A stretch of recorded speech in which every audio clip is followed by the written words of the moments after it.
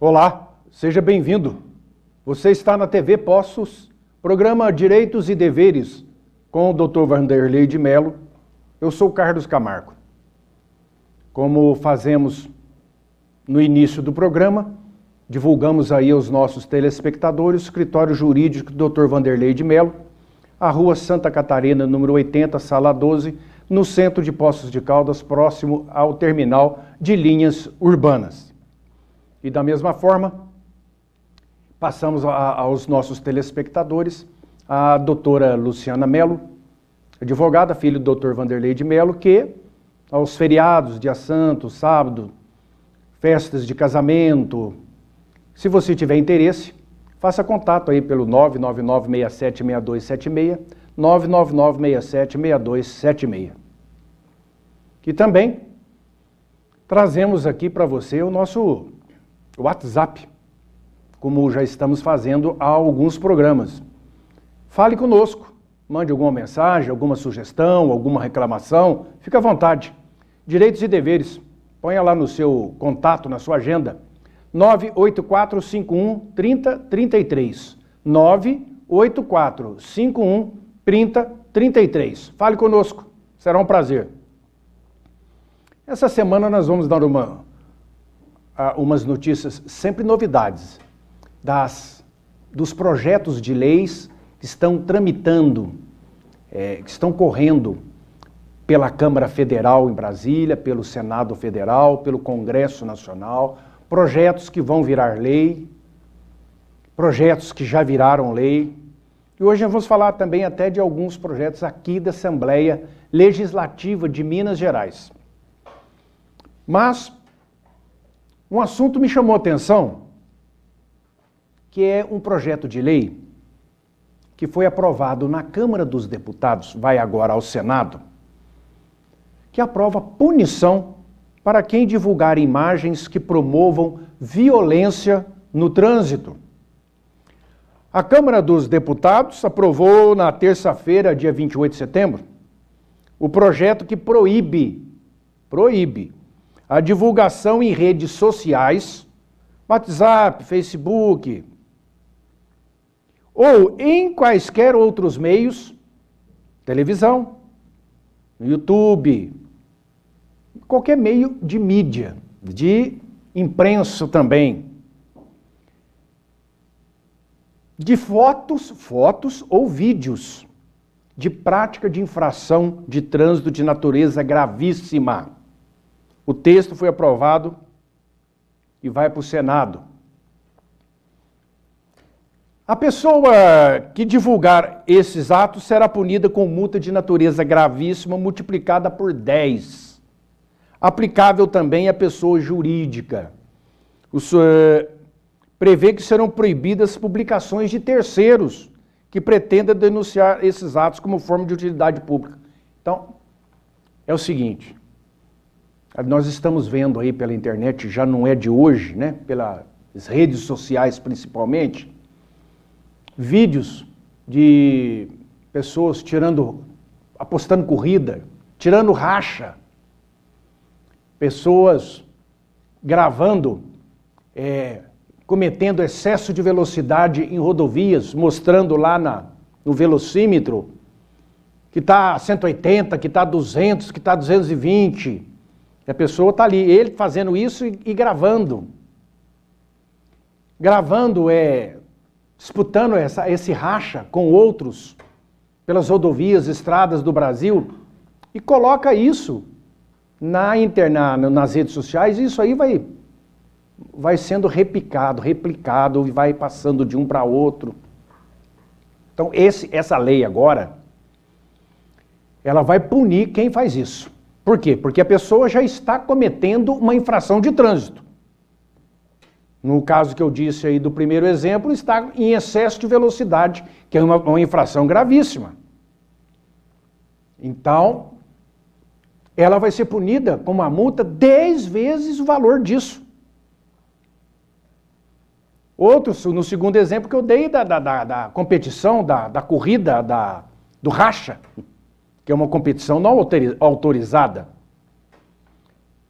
que também é uma infração gravíssima, Então, essas pessoas aí que estão aparecendo nas redes sociais, colocando esse tipo de infrações de trânsito que eles estão cometendo e achando que é a coisa mais linda do mundo, agora veio esse projeto para punir. Mas aí vai punir. Eu não sei como é que eles vão descobrir a pessoa, né? Vai precisar de uma investigação, né? Uma investigação policial na área aí de informática para poder descobrir, chegar no autor daquele vídeo. Mas também vai punir quem estiver divulgando. Então, quem cometeu, quem filmou foi o João. Aí foi mandando para um, para outro, chegou no José. O José pegou aquilo, que bacana, que lindo, mandou para frente também. Então não é só o João que vai ser punido, o José também, todo mundo que propagar. Inclusive se for alguma emissora, se for algum outro instrumento de mídia. O que visa o legislador com isso? Diminuir a violência ao trânsito, porque isso acaba gerando uma coisa que vai influenciar outras pessoas a fazerem o mesmo. Sujeito empinando moto e filmando. O próprio filmando, a moto levantando, o de trás vindo, filmando também, aquele tanto fazendo marabalismo. Tudo isso é infração gravíssima. Leva risco à própria pessoa e a terceiros, ao trânsito em maneira geral. Tem que ser punido. Então tem que ser punido quem filma e quem mostra. Então muito acertado esse projeto aí, que vai agora ao Senado. Para vocês terem uma ideia, um desses elementos aí que fica fazendo isso na rede social, ele é chamado youtuber, né? Quer dizer, ele utiliza uma ferramenta da internet chamada YouTube, onde ele fica gravando esses tipos de coisas. E tendo em vista a audiência, começa a entrar dinheiro para a pessoa começa a oferir dinheiro, começa a entrar propaganda, começa a ganhar dinheiro. Então foi feito um levantamento e um desses que fica mostrando essas infrações de trânsito aí, participando, ele chegou a receber R$800 mil. Com isso, o que ele fez? Comprou um outro carro novo, muito possante, para fazer o que ele já vinha fazendo. Disputando corrida, racha, andando pelas estradas a 220, 240 km por hora e filmando tudo aquilo e achando lindo e maravilhoso e mandando para todo mundo e as pessoas também, muita gente achando aquilo um espetáculo, passando para frente. Agora é crime. Agora é crime. Crime de trânsito. Vai ser punido na lei de trânsito.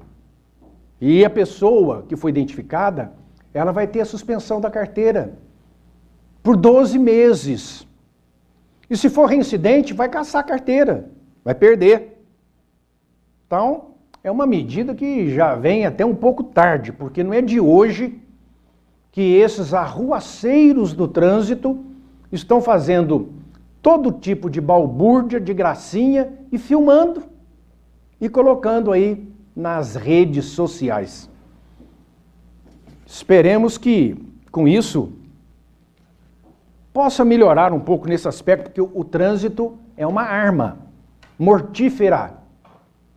Então nós precisamos trabalhar na defensiva no trânsito.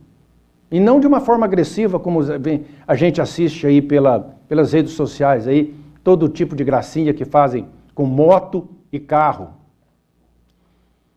Mudando de assunto, foi promulgada a emenda constitucional da reforma eleitoral. Eu já falei aqui em programas passados sobre a reforma eleitoral, a reforma do código, né? O novo código eleitoral de 500 páginas, de não sei quantos, 500 artigos, uma coisa louca. Ele foi agora promulgado numa sessão solene lá no Congresso Nacional em Brasília e ela tinha que ser feita antes do dia 2 de outubro, para poder já valer para a próxima eleição. Aí nisso eu corrijo aqui o que eu tinha dito a respeito de sanção do presidente da República.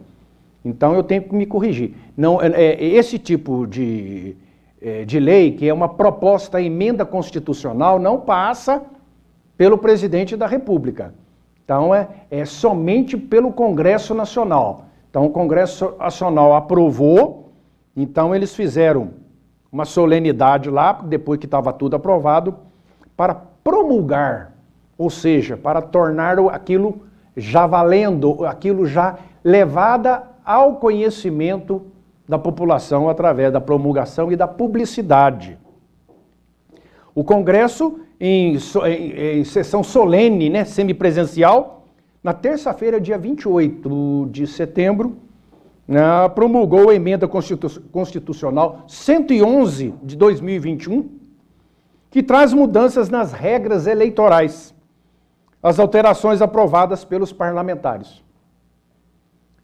Diga-se de passagem que não está valendo coligação, hein? Para deputados, como queriam lá na Câmara Municipal, o Senado, na Câmara Federal, o Senado não aprovou. Como é uma PEC, uma proposta de emenda constitucional, então eles modificaram a Constituição nesse ponto. É a PEC 111. Isso significa que depois que a Constituição foi promulgada em 1988, já foi modificada 111 vezes. Uma coxa de retalho. E agora, já vai começar a valer as novas modificações para a eleição do ano que vem, 2022. Esperemos aí que essas modificações venham de fato facilitar, né, a vida do brasileiro e tornar o processo de eleição, o processo eletivo, uma coisa mais segura, uma coisa mais democrática possível. Então vamos esperar. Outro projeto interessantíssimo, que já vinha sendo falado há muito tempo, mas agora já foi aprovado na Câmara Federal e vai para aprovação do Senado, é o projeto que torna o CPF o número único de identificação.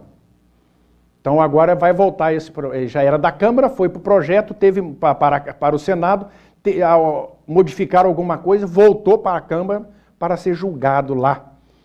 E o plenário do Senado aprovou o projeto na terça-feira próxima passada, com a mudança no texto. Como eles modificaram o texto que veio da Câmara, a lei exige que volte para lá. Então a Câmara aprovou de um jeito, chegou lá, eles aprovaram, mas de outro jeito. Volta para a base, que é a Câmara, onde foi feito. Então o plenário aprovou, em votação até simbólica, o projeto de lei que estabelece que o cadastro de pessoas físicas, o CPF, seja número único e suficiente para identificação do cidadão brasileiro em todos os bancos de dados do poder público. Então, vai parar esse troço de ter número de inscrição aqui, inscrição ali, número disso, número daquilo outro. Vai ter um número só para tudo. É o número do seu CPF, o número do meu CPF. Então, a pessoa lá já na certidão de nascimento já vai ganhar o número de CPF. E esse número de CPF é só daquela pessoa, vai acompanhar a pessoa para a vida inteira e aquele número vai ser banco para todos os outros documentos que ela vai tirar, para não ter a carteira de identidade, vai ter o número do CPF. A carteira da Ordem dos Advogados do Brasil vai ter o número do CPF. Não o número incluído, mas o número da carteira vai ser o número do CPF. Não é incluir o número do CPF no documento, não. O número do documento vai ser o número do CPF. O CPF vai ser o número único do brasileiro. Então, para qualquer tipo de documento, qual que é o número desse documento? O número do CPF. Isso. Os indivíduos não terão mais que se recordar, não sei que número que está aquele o meu título, não sei que número que é a minha carteira da minha profissão. Então agora é só o CPF. Isso é muito importante. Esse assunto já tinha rodado. E agora, de acordo com o texto aprovado, o número de inscrição no CPF deverá constar nos cadastros, nos documentos dos órgãos públicos, no registro civil de pessoas, que eu acabei de falar. Pessoas naturais, lá no cartório. nos conselhos profissionais, né? Conselho Regional de Odontologia, da Ordem dos Advogados do Brasil, da Engenharia, todos os conselhos, né? Regionais de profissionais, como certidão de nascimento, como eu disse, casamento, óbito. Qual que é o número da certidão de óbito do fulano de tal? É o número do CPF dele. Qual que é o número da certidão de casamento do fulano? É o número da certidão do CPF do marido e o CPF da mulher. Ou, se for no caso aí de união estável, valendo a mesma coisa, união homossexual afetiva também. Então, outras coisas, documento nacional de identificação, número de identificação do trabalhador, CPF, número de registro de programa no PIS, o número do PIS, qual que vai ser? O CPF, cartão nacional de saúde, título de eleitor, carteira de trabalho, previdência social, carteira nacional de habilitação, tudo vai ter, qual que é o número? CPF, porque cada um tem um número, você tem lá a sua, olha lá para você ver, cada uma tem um número, agora não, vai ser tudo o número do CPF. Como eu disse, desde a certidão de nascimento até a certidão de óbito. Já que a gente volta.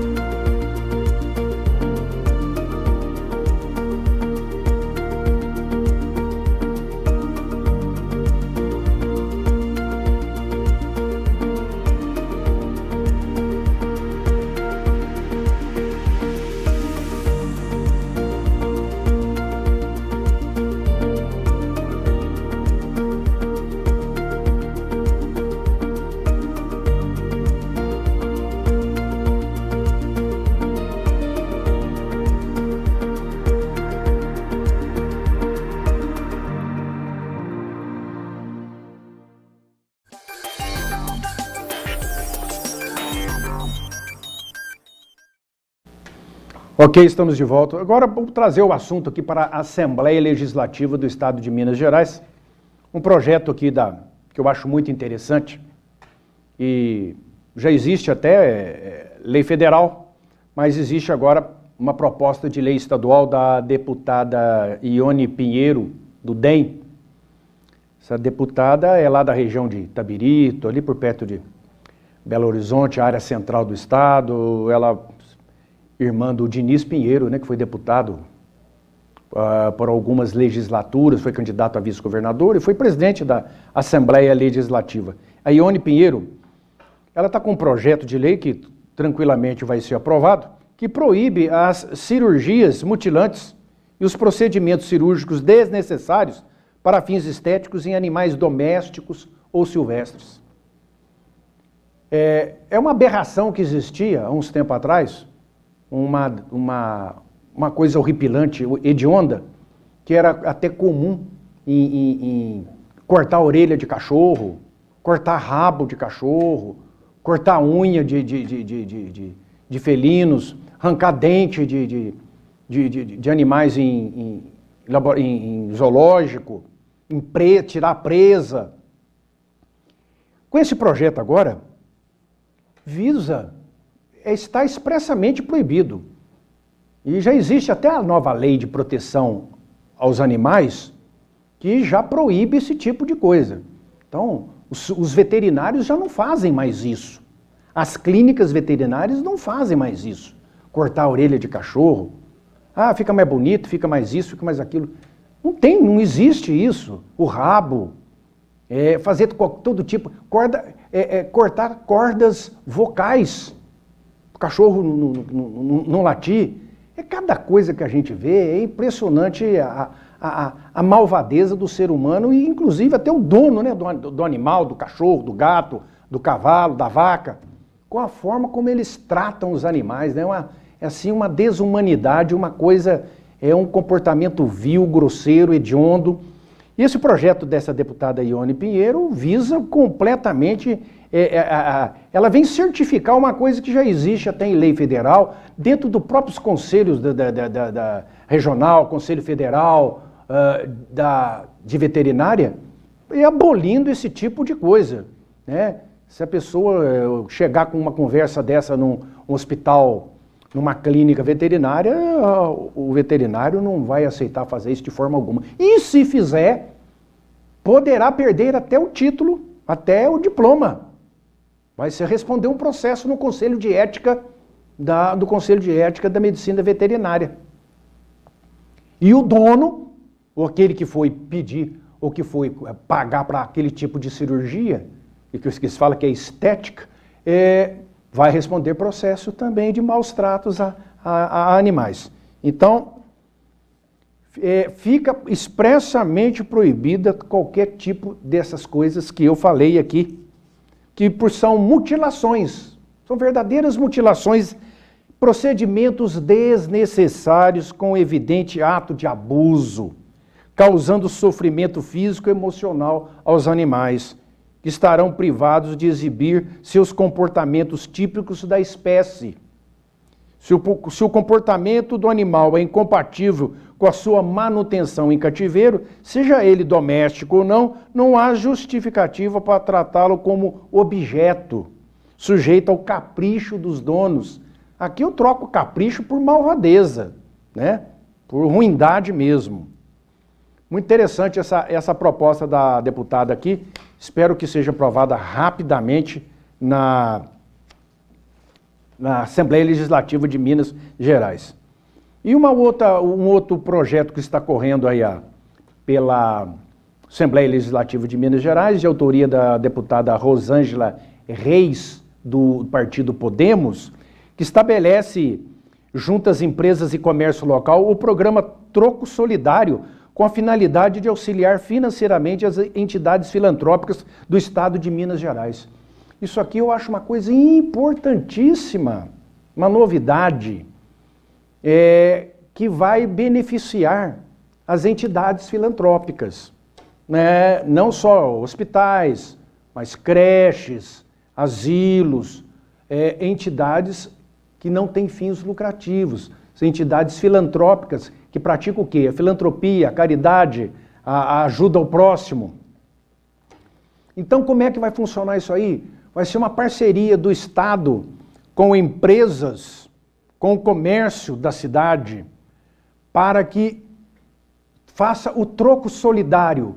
Então, tem lá, a pessoa fez uma compra, vai receber 50 centavos de troco. Ela pode doar aqueles 50 centavos, 20 centavos, 15 centavos para a instituição filantrópica de nome tal. Por exemplo, a Santa Casa, que é uma nossa aqui, que é uma entidade filantrópica. Fica ao gosto da pessoa. Não, eu quero. Aí, aqueles centavos, a empresa já deposita na conta da entidade filantrópica. Inclusive, já existe aqui em Poços de Caldas uma farmácia, que é de uma rede, que já trabalha com isso.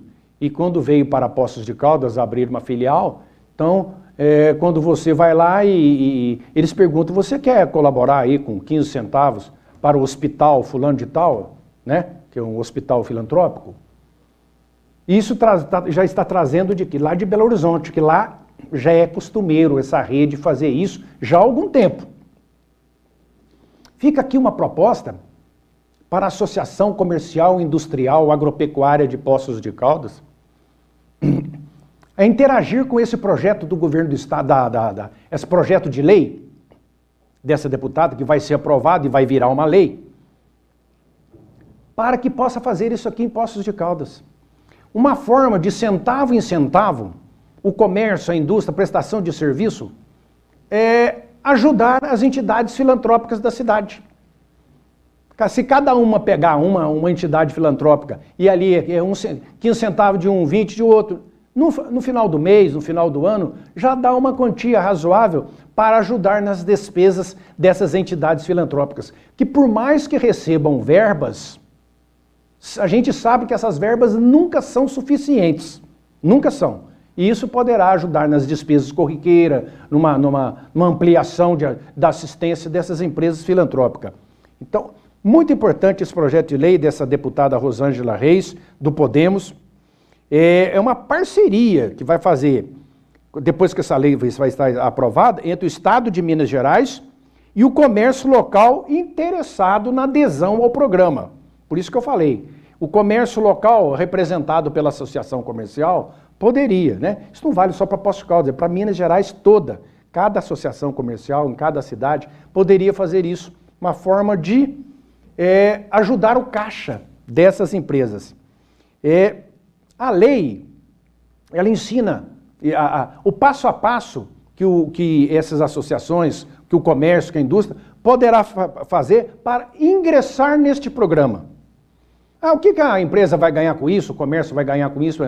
Vai ganhar um ato de solidariedade, como aquele que vai contribuir com troco, né? Que por isso que é chamado de troco solidário, né? A empresa vai ser o quê? Vai ser uma entidade jurídica, física, que vai pegar aquele dinheiro, um pouquinho de um, um pouquinho de outro, e encaminhar para o hospital, para uma creche, um asilo, uma obra assistencial de filantropia, sem fins lucrativos.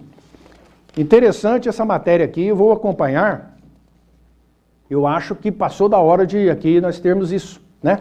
Toda a cidade, mas como nós moramos em Poços de Caldas, a gente quer o bem da cidade. E ainda dentro de projeto de lei tramitando pela Assembleia Legislativa de Minas Gerais, mais uma aqui da deputada Ione Pinheiro do DEM, que é o fornecimento gratuito de fraldas descartáveis para crianças, idosos e pessoas com deficiência em situação de vulnerabilidade social no âmbito do estado de Minas Gerais. Temos lei federal para isso também. Eu já li até esse projeto que já passou pela Câmara, que vai estar ao Senado, de um assunto idêntico a isso aí, que vai vir de uma ajuda do governo federal. Agora, aqui nesse projeto, é uma ajuda do governo estadual, né?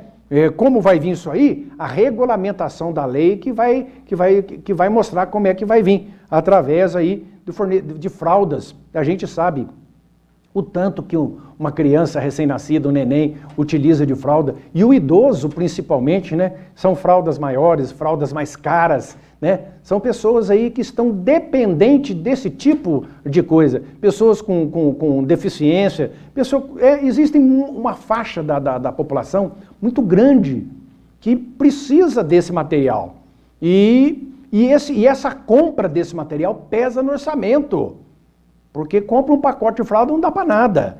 Então, vindo essa ajuda do governo, desse fornecimento gratuito de fraldas descartáveis, eu tenho certeza que vai ajudar sobremaneira a essas pessoas que estão passando por esse tipo de necessidade, de ajuda, né? São as pessoas idosas, são as crianças, são as pessoas com deficiências, com alguma dificuldade que não consigam fazer as suas necessidades fisiológicas por si próprio, né?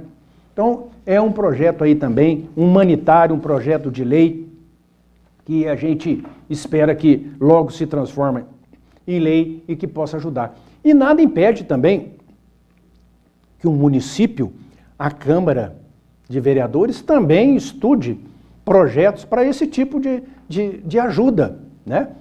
Como eu disse aí do projeto solidário, para ajudar as instituições filantrópicas, essa lei estadual que está tramitando esse projeto, poderia também ser feito na Câmara Municipal, já no âmbito aqui municipal desse projeto solidário aí, algum vereador tiver interesse em estudar essa matéria, para que o comércio, a indústria, a prestação de serviço da cidade possa, através do troco solidário, ajudar as instituições filantrópicas, fazendo uma parceria com a prefeitura, né, e a associação comercial. Tudo isso que é para ajudar é sempre bem-vindo. E a gente espera que com isso, aos poucos, vão se ajudando. A sociedade vai se enquadrando no que diz respeito aí à caridade, à filantropia, o amor, a ajuda ao próximo. Então, este programa aqui, a gente se sente muito feliz quando a gente procura projetos de leis que visam a trazer um bem-estar maior para a sociedade. Então, a gente entende que a atuação do político do político eleito, do político que está no exercício do mandato, é exatamente procurar o bem-estar da sociedade, em todos os sentidos, e principalmente aqueles mais necessitados, sem querer fazer com isso um assistencialismo que induz a pessoa a não fazer nada na vida e esperar que tudo venha do governo. Não, tudo tem o seu porquê, tem a sua ordem. Obrigado pela atenção, até a próxima, fiquem com Deus, um grande abraço.